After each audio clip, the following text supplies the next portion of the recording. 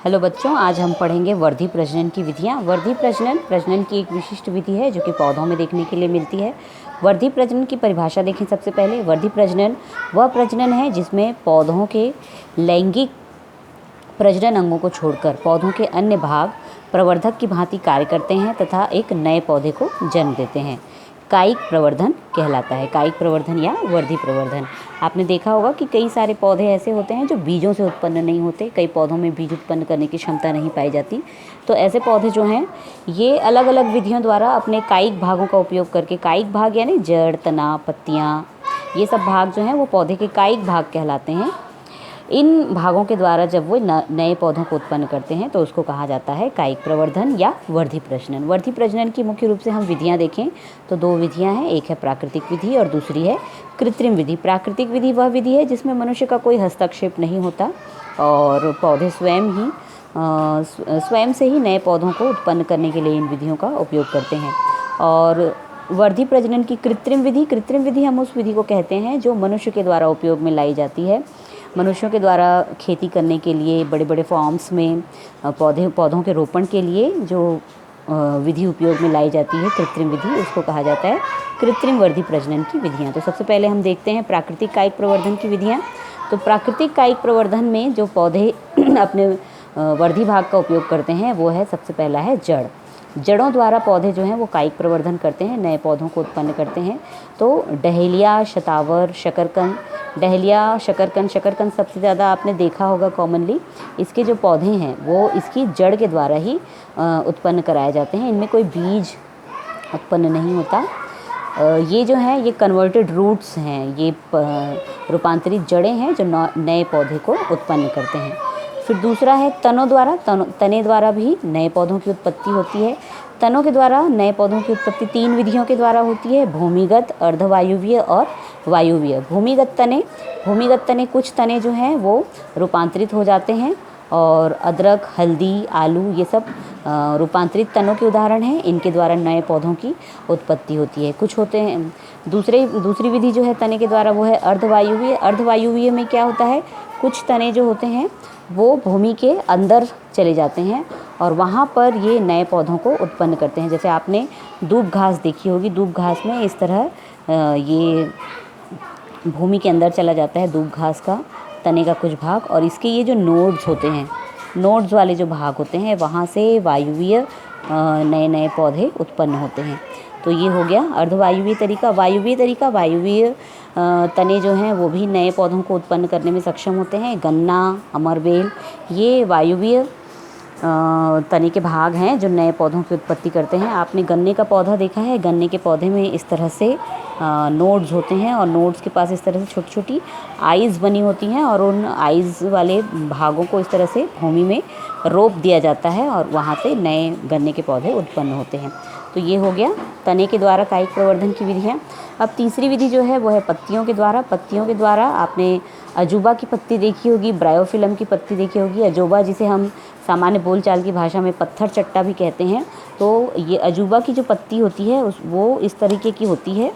ये इस तरीके की एक मांसल पत्ती होती है बड़ी सी, और बच्चे इसे अपनी कॉपियों में भी दबा कर रखते हैं।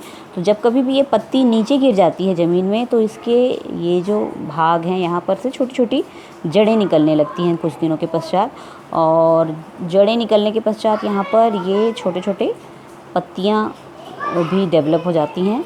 तो बहुत एक छोटा सा प्लांट यहाँ पर उत्पन्न हो जाता है। तो ये जो पत्थर चट्टा की पत्ती है ये एक कायिक प्रवर्धक की भांति कार्य करती है और नए पौधे को जन्म देती है। और अगला है पत्र प्रकलिकाओं के द्वारा। तो कुछ पौधे ऐसे होते हैं जिनमें पत्र प्रकलिकाओं के द्वारा नए पौधों की उत्पत्ति होती है। ये आपने जिमीकंद का पौधा देखा होगा। जिमीकंद के पौधे में क्या होता है, उसकी जो पत्र प्रकलिकाएँ होती हैं वो नए पौधे को उत्पन्न करने की क्षमता रखती हैं। इसके अलावा एक यहाँ पर ऑक्जेलिस का यहाँ पर एग्जाम्पल दिया हुआ है। ऑक्जेलिस की ये पत्तियाँ हैं, यहाँ पर इसकी पत्र प्रकलिकाएँ जो हैं वो नए पौधे को उत्पन्न करने की क्षमता रखती हैं। तो ये थी प्राकृतिक विधियाँ जिससे पौधे जो है वो वर्धी प्रजनन करते हैं। और अब देखते हैं कृत्रिम प्रवर्धन की विधियाँ। कृत्रिम प्रवर्धन की विधियाँ वो विधियाँ हैं जो मैंने आपको पहले ही बताया कि ये किसानों के द्वारा, मनुष्यों के द्वारा पौधों के रोपण में उपयोग की जाने वाली विधियां हैं। तो सबसे पहली विधि है इसमें दाब लगाना। दाब लगाने में क्या किया जाता है, ये एक पौधा है, पौधे की ये एक शाखा है, ये एक ब्रांच है। इस ब्रांच के टिप को छोड़कर ब्रांच के ये कुछ भाग को इस तरह से मिट्टी में दबा दिया जाता है, और मिट्टी में दबाने के बाद इसमें लगातार पानी वगैरह हम देते रहें तो कुछ दिनों के बाद आप देखेंगे कि यहाँ पर से ये छोटी छोटी जड़ें निकलने लगती हैं, और इधर वाला ये जो भाग है, ये वाला जो भाग है पौधे का, ये नए पौधे के रूप में डेवलप हो जाता है। तो ये है दाब लगाना। इसकी और भी बहुत सारी विधियाँ हैं, ये आपको बुक में देखने के लिए मिल जाएंगी। फ़िलहाल हम इसे थोड़ा शॉर्ट में लेते चल रहे हैं। दूसरी विधि है, दूसरी जो कृत्रिम विधि है वो है कर्तन या कटिंग, जिसे हम सामान्य बोलचाल की भाषा में हम कहते हैं कलम लगाना। आपने देखा होगा कि गुलाब की किसी टहनी को एक तेज़ धार वाले चाकू से या ब्लेड से इस तरह से काट लिया जाता है, और काटने के पश्चात उसे भूमि में रोप दिया जाता है, और कुछ दिनों के पश्चात उसमें हम लगातार खाद और पानी देते रहें तो उसमें जड़ें निकल आती हैं, नई यहाँ पर छोटी छोटी पत्तियाँ निकल आती हैं, और इससे एक नया पौधा तैयार हो जाता है। फिर अगली विधि है गुटी लगाना। गुटी लगाना, ये देखिए यहाँ पर आपको मैं चित्र दिखाऊं। इसमें क्या होता है, शाखा के किसी भाग को ब्लेड के द्वारा या चाकू की सहायता से छील लिया जाता है, उसके छाल वाले भाग को, और वहाँ पर मिट्टी लगाकर उसके ऊपर एक कपड़ा बांध दिया जाता है, और कपड़े को रस्सी से बांध के उसकी व्यवस्था इस प्रकार की जाती है कि उसमें लगातार पानी का स्रोत जो है, पानी उसको मिलता रहे। और इस तरह से कुछ दिनों बाद जब आप इसे चेक करेंगे तो यहाँ पर देखेंगे कि इस भाग में, ये वाले भाग में छोटी छोटी जड़ें इस तरह से निकल आती हैं, और ये वाला जो भाग है पौधे का, ये मदर प्लांट से, मातृ पौधे से अलग एक नए पौधे के रूप में आप इसका रोपण कर सकते हैं। तो वो है गुटी बांधना। इसके बाद है ग्राफ्टिंग। ग्राफ्टिंग जो है ये भी आप लोगों के आसपास ही घटित होने वाली विधि है। आप लोगों ने देखा होगा शेडेड गुलाब, आप लोगों ने देखा होगा जिसमें लाल और पीला दोनों रंग होता है। तो इस तरह के गुलाब प्राप्त करने के लिए ग्राफ्टिंग की विधि उपयोग की जाती है। इसमें दो अलग अलग रंग के फूल वाले पौधों की टहनियाँ ली जाती हैं कलम के रूप में, और इन कलमों की विशेषता ये होती है कि इनके नीचे और ऊपर वाले भाग जो हैं वो इस तरह से काटे जाते हैं कि दोनों को आपस में अच्छी तरह से क्या किया जा सके, फिट किया जा सके, और इन दोनों को फिट करके कपड़े की सहायता से इसे बांध दिया जाता है, और बांध के फिर इसको इस तरह से मिट्टी में रोप दिया जाता है। और रोपने के पश्चात कुछ दिनों के बाद आप इसको पानी और खाद देते रहेंगे तो कुछ दिनों के बाद आप देखेंगे कि इसमें पत्तियां निकल आती हैं और नीचे के भाग में जड़ निकल आते हैं।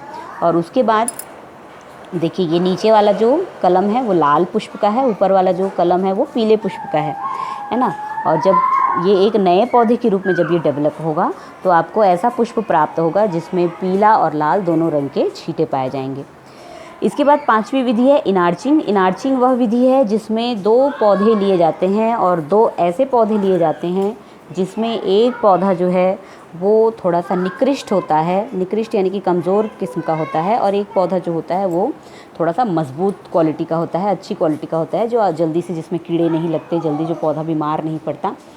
तो इस तरह के पौधों को लेकर इनके तनों को ब्लेड की सहायता से थोड़ा सा काट दिया जाता है और इनको धागे की सहायता से यहाँ पर जोड़ दिया जाता है और इनको ऐसे ही कुछ दिन डेवलप होने दिया जाता है। फिर कुछ दिन के बाद देखते हैं कि ये जो कमज़ोर पौधा था, इस कमज़ोर पौधे में भी स्ट्रॉन्ग पौधे के लक्षण आपको दिखाई देने लगते हैं और इसमें भी रोग प्रतिरोधक क्षमता, रोगों से लड़ने की क्षमता जो है वो विकसित हो जाती है। तो ये विधि कहलाती है इनार्चिंग। और सातवीं और सबसे महत्वपूर्ण विधि है सूक्ष्म प्रसारण। सूक्ष्म प्रसारण वह विधि है जो वर्तमान समय में बहुत ज़्यादा उपयोग में लाई जाती है। इसमें पौधे के किसी भी एक